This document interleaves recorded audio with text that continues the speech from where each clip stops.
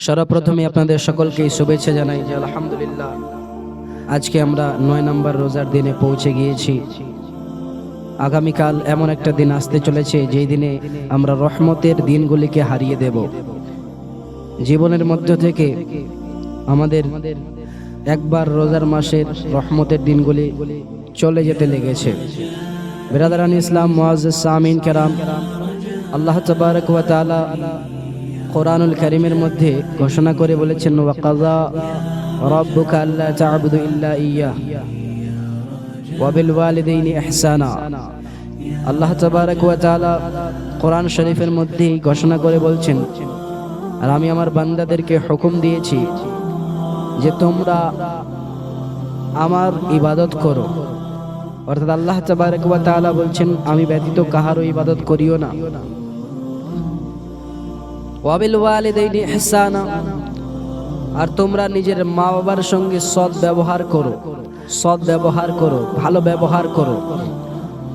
কিন্তু আফসোসের বিষয় হলো আজকে অনেকজন অভাগা আল্লাহর এইরূপ বান্দা আছে যারা নিজের মা নিজের বাবার সেবা যত্ন করে না, বাবা মায়ের সঙ্গে সৎ ব্যবহার করে না। ভাই আমার দাদা, আমি আপনাকে বলতে চাই যে আলহামদুলিল্লাহ পবিত্র রমজান মাস পেয়েছেন, রোজাও রাখছেন, সব কিছুই করছেন, কিন্তু মা বাবার সেবা যত্ন করছেন না। আপনার এই সমস্ত আমল কাজে কোন সময় আসবে? যখন আপনি কিয়ামতের দিবসে উপস্থিত হবেন, সেই সময় যদি আল্লাহ তাবারক ওয়া তাআলা আপনার মাকে বলে যে আমার বান্দি তুমি বলো তোমার ছেলের সঙ্গে কি এখন করব, তাকে আমি জান্নাত দেব কিনা, সেই সময় যদি আপনার মা আপনার বাবা যদি বলে দেয় যে আল্লাহ আমার সন্তান আমার নাফরমান ছিল, আমাদের উপরে অত্যাচার করেছিল, তবে আপনি চিন্তা করুন যে আপনার ঠিকানাটা কি হবে। নবী পাক সাল্লাল্লাহু আলাইহি ওয়াসাল্লাম হাদিস শরীফের মধ্যে বারে বারে বলেছেন যে মা বাবার সঙ্গে সদ্ব্যবহার কি রূপ করতে হবে। একজন সাহাবী রাসূল জিজ্ঞাসা করেন, ইয়া রাসূলুল্লাহ, ইয়া হাবিবাল্লাহ, নবী গো, আমার এই দুনিয়ার বুকে সব থেকে ভালো ব্যবহার পাওয়ার যোগ্য কে রাখে, অধিকারী কে? নবী পাক সাল্লাল্লাহু আলাইহি ওয়াসাল্লাম প্রথমে বললেন তোমার মা, আবার জিজ্ঞাসা করলেন ইয়া রাসূলুল্লাহ তারপরে? নবী আমার বলছেন আবার তোমার মা, তারপরে আবার জিজ্ঞাসা করেন ইয়া রাসূলুল্লাহ তারপরে কে? নবী পাক সাল্লাল্লাহু আলাইহি ওয়াসাল্লাম আবার বলছেন আবার তোমার মা, তারপরে সেই সাহাবী রাসূল জিজ্ঞাসা করেন ইয়া রাসূলুল্লাহ তারপরে কে? নবী পাক সাল্লাল্লাহু আলাইহি ওয়াসাল্লাম বলছেন তারপরে তোমার আব্বা।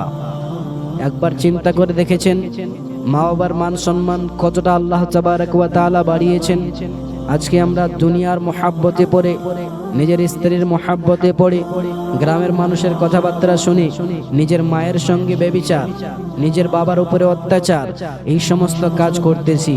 তো ভাই বলবো, পবিত্র রমজান মাস আছে, এখন তওবা করুন। নিজের মা বাবার কাছে গিয়ে নিজেকে ছোট করে নিজের মা বাবার পা ধরে ক্ষমা চান যে আল্লাহ তাবারক ওয়া তাআলার কাছে আমি তওবা করছি, মা বাবা আমি আর তোমাদেরকে আঘাত দেব না, আমাকে ক্ষমা করে দাও। এই রূপ যদি আপনার মা বাবা আপনাকে ক্ষমা করে আর আপনি যদি আপনার মা বাবার সেবা যত্ন করতে পারেন, তবেই আপনি জান্নাত খানা পাবেন। বিরাদারান ইসলাম, আজকে আমি নিজের মায়ের উপরে অত্যাচার করছি, অথচ একবার চিন্তা করে দেখুন যে মা আপনাকে আমাকে 10 মাস 10 দিন ধরে গর্ভে রেখেছিলেন, রাখার পরে নিজে যন্ত্রণা সহ্য করে, নিজে কষ্ট সহ্য করে আমাদেরকে এই দুনিয়ার বুক, দুনিয়ার চেহারা দেখিয়েছেন, এই দুনিয়াতে নিয়ে এসেছেন, সেই মায়ের উপরে আমি অত্যাচার করছি। আল্লাহু আকবার কবীরা। নবী পাক সাল্লাল্লাহু তাআলা আলাইহি ওয়াসাল্লাম হাদিস শরীফের মধ্যে ঘোষণা করে বলেছেন যে জান্নাত হলো মায়ের পায়ের নিচে। যদি আমি আজকে মাকে রাজি রাখবো তবে জান্নাত পাবো। আর নবী আমার বলছেন সেই জান্নাতের দরজা হলো তোমার বাবা। যদি আবার শুধুমাত্র মাকে রাজি রাখেন, বাবার উপরে রাগ করে থাকেন, বাবাকে আপনি আঘাত দেন, তবে চলবে না। মায়ের সঙ্গে বাবাকেও রাজি করতে হবে। যদি আপনার বাবা আপনার উপরে নারাজ হয়ে যায়, তবে মনে করেন আপনার সমস্ত আমল বরবাদ। জান্নাত পেয়ে গেলেন, দরজা নেই তো প্রবেশ কোন দিক দিয়ে করবেন? বিরাদারান ইসলাম, পবিত্র রমজান মাস চলছে, এই মাসে নিজের হৃদয়টাকে বদলে ফেলুন, আল্লাহ তাবারক ওয়া তাআলার কাছে তওবা করুন, আর নিজের মা বাবার কাছে গিয়ে ক্ষমা চান যদি আপনার মা বাবার কাছে আপনি ভুল